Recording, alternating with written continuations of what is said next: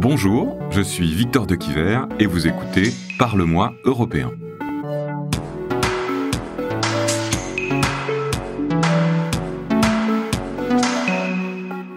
Parler d'Europe sociale, pour moi, c'est un peu paradoxal parce que quand même, ils ont pas mal de politiques et de directives néolibérales.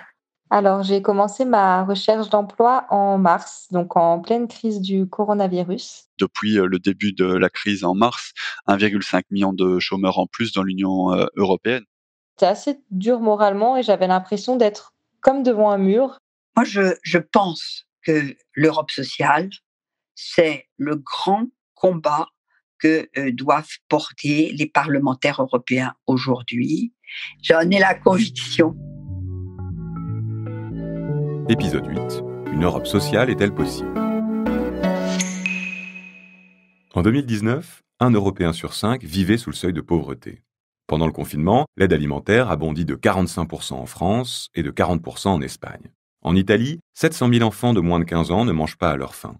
Les femmes sont toujours moins bien payées que les hommes, les plateformes numériques redéfinissent le droit des travailleurs et la récession se profile, ce qui risque de faire exploser le chômage. Pierre Larouturou, du groupe social-démocrate. Tout le monde dit que la crise qu'on vit est la plus grave depuis 1929. On sait très bien qu'après la crise de 29, la précarité a explosé en Europe et ça a très mal fini. C'est la barbarie qui en est sortie. Pourtant, tous les dirigeants européens étaient très intelligents, passaient leur journée dans des réunions très importantes.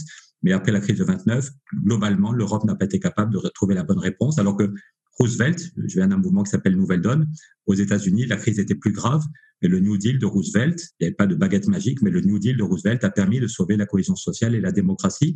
Donc, est-ce qu'on est capable d'éviter une explosion du chômage, de la pauvreté, avec des millions de drames humains et sociaux derrière ? L'Europe apparaît impuissante. Mais est-ce seulement son rôle ?